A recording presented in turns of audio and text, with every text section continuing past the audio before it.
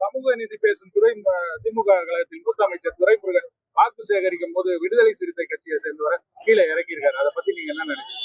நீங்க கேட்ட கேள்விக்கு பதில் அதுதானே. இப்ப சொல்லுவாங்க வார்த்தைகள் என்ன வேணாலும் ஒரு அர்த்தம் உருவாக்குற மாதிரி பேசலாம். செயல் ரொம்ப வெளிப்படையா தெரிய வரும். ஒருத்தருடைய செயலால அவங்க உண்மையான மனசு என்ன அப்படிங்கிறது ரொம்ப தெளிவாக ரொம்ப அதுலயே ஒரு நேர்மையா இருக்கும். துரைமுருகன் அவர்களுடைய உள் மனசுல இருக்கிற விஷயம் ரொம்ப வெளிப்படையாவே அவர் செஞ்சு காட்டிருக்காரு அப்படிங்கறத சொல்லணும்.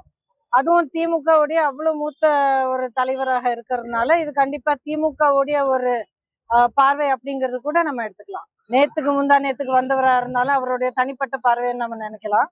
பட் காலகாலமாக கட்சியில இருந்ததுனால கட்சியினுடைய நோக்கம் இதுதான் அப்படிங்கறத நம்ம புரிஞ்சுக்கணும். அனைத்து ஜாதியினருக்கும் பாத்தீங்கன்னா தேர்தல்ல வேட்பு டிக்கெட் கொடுத்திருக்காரு எடப்பாடியார். மீனவர்களுக்கு மட்டும் திமுக புறக்கணிச்சிருக்காங்க. அது திரும்ப நீங்க கேட்ட அந்த முதல் கேள்விக்கே பதில் அவங்களுடைய செயல்களே இருக்கு. அதிமுக அனைத்து தமிழ் மக்களுக்கான ஒரு கட்சி, என்னைக்குமே அப்படியே இருந்திருக்கு. அந்த நோக்கத்துல புரட்சி தலைவர் அது உருவாக்கி இருக்காரு. அம்மா அது அப்படியே தொடர்ந்து முன்னு கொண்டு போயிருக்காங்க. அண்ணன் எடப்பாடியார் இப்போ அதே பாதையில செயல்பட்டு இருக்காரு. அந்த 8000 ரூபாய் திமுக கூப்பன் அறிவிச்சிருக்காங்க. என்ன திமுக 8000 ரூபாய் கூப்பன் அறிவிச்சிருக்காங்க. எப்படி பாக்குறீங்க? என்ன வேணாலும் வாங்கிக்கலாம் சொல்லிட்டு முதலமைச்சர் ஏங்க இப்போ இது அவருடைய சில திட்டங்கள் நீங்க பாக்குறீங்கன்னா அது ஒரு சிலர் லாட்டரி அடிப்படையில கொடுத்த மாதிரி இருக்கு. இப்போ பெண்களுக்கான உரிமை தொகை பாத்தீங்கன்னா ஒரு சில பேருக்கு வரும், ஒரு சில பேருக்கு வராது. அதே விதியில இருக்கிற ஒரு வீட்டுல இருக்கிற பெண்ணுக்கு வரும், அடுத்த வீட்டுக்கு வராது. அது என்ன லாட்டரி சீட்டா எடுக்கிறாரு? அவங்க பாட்டுக்கு உட்காந்து இவங்களுக்கு இன்னைக்கு கொடுக்கலாம், அவங்களுக்கு அன்னைக்கு வேண்டாம், இவங்களுக்கு 2000 கொடுத்தா அவங்களுக்கு 1000 நீக்கலாம். இந்த மாதிரி இது மக்களுக்கான ஒரு திட்டம் இல்லைங்க. மக்கள் நலன் காக்கக்கூடிய திட்டம் இல்ல. இது மக்களுடைய பாதுகாப்புக்கான ஒரு ஆட்சி இல்லவே இல்லை. டெபாசிட் துறையோட இடத்துல அதிமுக கூட்டணி கொடுத்திருக்கிறார் எடப்பாடி கொடுத்திருக்காரு. என்னங்க சட்டத்துறை அமைச்சர் ரகுபதி சொல்லியிருக்கிறாப்ல, கூட்டணி கட்சியில எங்கெங்கெல்லாம் குறைவா இருக்கோ அதிமுக கூட்டணியில பாஜக ஒண்ணு இதுல பல விஷயங்கள் இருக்கு. ஒண்ணு, எதிர்கட்சியில இருக்கிறவங்க அவங்களுக்கு சொல்றதுக்கு எந்த குறையும் கிடைக்கல. ஏதோ ஒண்ணு அது கேட்கறதுக்கு உங்களுக்கு ரொம்ப சில்லியா இல்ல, கேட்கறதுக்கே உங்களுக்கு ரொம்ப ரொம்ப ஒரு சொல்ல வேண்டிய ஒரு வார்த்தை இல்ல, அது அதுல அர்த்தமே இல்லை. அது மட்டும் இல்லாம இப்போ கூட்டணி கட்சி அப்படிங்கிறது ஒரு தலைவர், தலைமை தாங்கும் தலைவர் அவருக்கு ஒரு பிரயோஜனம் இல்லாத ஒரு தொகுதி இன்னொரு கட்சி கொடுக்குறாங்கன்னா அந்த வாங்கும் கட்சியினுடைய ஒரு இதுவும் தரம் நீங்க படைக்கிறீங்க இல்லையா? இதுல எல்லா கட்சிக்கும் சமமான ஒரு மரியாதை அண்ணன் எடப்பாடியார் கொடுத்திருக்காரு. ஆரம்பத்துல இருந்து அதுல ரொம்ப உறுதியா இருக்காரு. நியாயமான தொகுதி பங்கீடு நடந்திருக்கு. எல்லாருடைய ஒரு ஒற்றுமையும் எல்லாருடைய புரிதலும் எல்லாருடைய ஒப்புதலோடு தான் நடந்திருக்கு. இப்படிப்பட்ட பேச்சுகள் எதிர்கட்சிக்காரங்களுக்கு வேறவே பேச்சை கிடைக்காதனால இந்த மாதிரி ரொம்ப சில்லியான வார்த்தைகள் சொல்றாங்க. ரொம்ப உற்சாகமா இருக்குங்க. வெற்றி வாய்ப்புக்கான அத்தனை அறிகுறிகளும் ரொம்ப தெளிவாக தெரிய வருது. முதல்ல மக்களுக்கு திமுகனுடைய இந்த 5 ஆண்டு காலத்துல நடந்த அநியாயங்கள் அநீதிகள் வெளிப்படையாவே அவங்களே சொல்றாங்க. நம்ம கேட்கறதுக்கு முன்னாடியே சொல்றாங்க. ஏன்னா அனுபவிச்சு வேதனைப்பட்டிருக்காங்க. 5 வருஷம் அப்படி வாழ்ந்திருக்காங்கன்னா ஒரு அவங்களுடைய நம்பிக்கையே அவங்க கிட்ட ஒப்படைச்சு 5 வருஷம் அப்படி சோதிச்சு மக்களை அந்த அளவுக்கு துன்படுத்தி இருக்கிற ஒரு ஆட்சிய மறுபடியும் கண்டிப்பாக அவங்க மக்கள் வாய்ப்பு கொடுக்க மாட்டாங்க.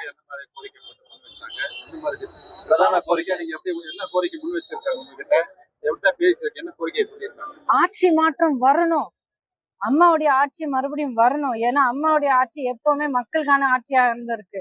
அதே ஆட்சி தொடர்ந்து 4.5 வருஷம் அண்ணன் எடப்பாடியார் ரொம்ப வெற்றிகரமா தமிழ்நாட்டுக்கு கொடுத்தாரு. இது வரைக்கும் நாம பார்க்காத ஒரு மெகா புயலும் அதுக்கப்புறம் கொரோனா காலம் இது எல்லாமே அவர் அப்போதான் ஆட்சிக்கு வந்திருந்தாலும் அவ்வளவு சிறப்பா செயல்பட்டாரு அப்படிங்கிறது யாராலையும் தடுக்கவே முடியாது. உண்மை, அதை 100% உண்மை செஞ்சு காமிச்சிருக்காரு. இது அம்மாவுடைய ஆட்சிக்கு எப்பவுமே மக்களுக்கு கொடுக்கக்கூடிய ஒரு பாதுகாப்பு.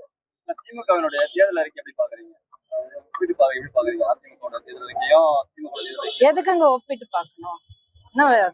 அவ்வளவு டைம் பாஸ்க்கான நேரம் என்கிட்ட இல்ல. ஆர்கே நகருக்கு தேர்தல் பரப்புரைக்கு வந்தீங்க, தமிழ்நாடு ஃபுல்லா போவீங்க. எப்படி இருக்கு என்டிஏ கூட்டணிக்கு வெற்றி வாய்ப்பு? இங்கே நீங்க பாத்திருந்தீங்கன்னா அத்தனை கூட்டணி கட்சிகளுடைய கொடிகள் மட்டும் இல்ல, அத்தனை நிர்வாகிகளும் வந்திருக்காங்க, தொண்டர்களும் வந்திருக்காங்க. எல்லாருமே ஒன்னாக செயல்பட்டு ரொம்ப ஒற்றுமையோட செயல்படுறாங்க அப்படிங்கிறது எனக்கு ரொம்ப சந்தோஷமா இருக்கு பாக்க. சில இடங்கள்லாம் வந்து ஒரு விபத்தாவே ஏற்பட்டிருக்கு. அதை ஒரு தடுக்க முடியாத ஒரு சூழ்நிலை வந்திருக்கு. மேற்கொண்டு இதே நிலை நீடிச்சா எப்படி விபத்துங்கிறது அந்த வார்த்தையிலேயே இருக்குங்க. விபத்துங்கிறது எப்பவுமே தடுக்கிறதுக்கான ஒரு ஒரு வழி இருக்கும். ஆனா அது என்ன அப்படிங்கறத நம்ம புரிஞ்சுக்கிட்டு ஒரு முன்னெச்சரிக்கையோட ஒரு சில ஏற்பாடுகள் செஞ்சு நம்ம செயல்பட்டா ஒரு விபத்து நடக்காம தடுக்கிறதுக்கு அத்தனை இதுவும் பாதுகாப்பும் நம்ம எடுக்க முடியும். அததான் இப்போ வந்து சாலைகள்ல நம்ம போயிட்டு இருக்கும் போது இல்ல படி ஏறி இறங்கும் போது எல்லாமே விபத்து நடக்கக்கூடிய ஒரு இடம் தான். ஆனா பாதுகாப்பான ஒரு சூழ்நிலையை நம்ம உருவாக்கணும். பாதுகாப்பான சில ரூல்ஸை வந்து நம்ம ஃபாலோ பண்ணணும், நம்ம ஃபாலோ பண்ண வைக்கணும். இதுல நிறைய விஷயங்கள் அடங்கி புரட்சி தலைவர் எம்ஜிஆரும் நடிகர் தான், அவரும் பார்க்கவே இதே மாதிரி குண்டு பிடிச்சி இது மாதிரி விபத்துகள் ஏற்படலையே. இவர் வர இடம் ஃபுல்லா ஒவ்வொரு இடத்துலயும் இழப்புகள் ஏற்படுது. அதுக்கான பதில் என்னன்னு அவங்களே முதல்ல ஆராய்ச்சி பண்ணி சொல்லணும். ஏன்னா எதுக்கு எப்படி இருந்தாலும் நம்ம வந்து வெளியில இருந்து நின்று பாக்குறோம். இதே வந்து அதிமுக வந்து ஒரு பொருட்டே இல்லை. திமுகவும் தான் ஒரு பிரதான எதிரியா இருக்கு. அதிமுக எங்களுக்கு வந்து கட்சியோட அவர் வந்து ஒரு சூப்பர் ஸ்டாருங்க. அவர் வந்து மெகா ஸ்டார், ரொம்ப பெரிய ஹியூஜ் சக்சஸ் பார்த்திருக்கிற ஒரு ஸ்டார் அவரு. அதுல மாற்று கருத்தை கிடையாது. அவருக்கு இருக்கிற ரசிகர்களுடைய அந்த ஒரு ஒரு ஸ்ட்ரென்த் வந்து உலகத்துக்கே தெரிஞ்ச விஷயம். அரசியலுக்கு வந்து புதுசா வந்திருக்கிற யாராக இருந்தாலும் ஒரு மார்க் ஒண்ணு நம்மளுடைய அடையாளம் வந்து நம்ம தெரியப்படுத்தணும்னா இருக்கிற மாபெரும் அந்த ஒரு ரெண்டு சில நிறுவனங்கள ஒரு இயக்கமோ கட்சியோ எதுவா இருந்தாலும் அதை வந்து நம்ம தாக்கினாதான் நமக்கு ஒரு ஒரு பேசும் பொருளாக நம்ம இருக்க முடியும். அப்படிங்கிறது சாதாரணமான ஒரு மார்க்கெட்டிங் டெக்னிக். அது இப்போ உண்மையிலே களத்திலே இல்லாதவங்களை பத்தி பேசினா யாரும் அதை பத்தி நீங்க கண்டுக்க போறது இல்லை, அதை நீங்க கேட்க போறது இல்லை, நீங்க எழுதவும் போறது இல்லை. ஆல்ரெடி ஒரு இமயமலை மாதிரி நிக்கிற ஒரு ஒரு நிறுவனத்தை ஒரு கட்சியை வந்து யாராவது தாக்கி பேசும்போது அது ஆட்டோமேட்டிக்கா அதனால நீங்க திரும்பி கேட்பீங்க. ஓ, இந்த கட்சியை சொல்றாங்களா, என்ன சொல்றாங்க அப்படின்னு திரும்ப நீங்க கேட்பீங்க. அவ்வளவுதான்.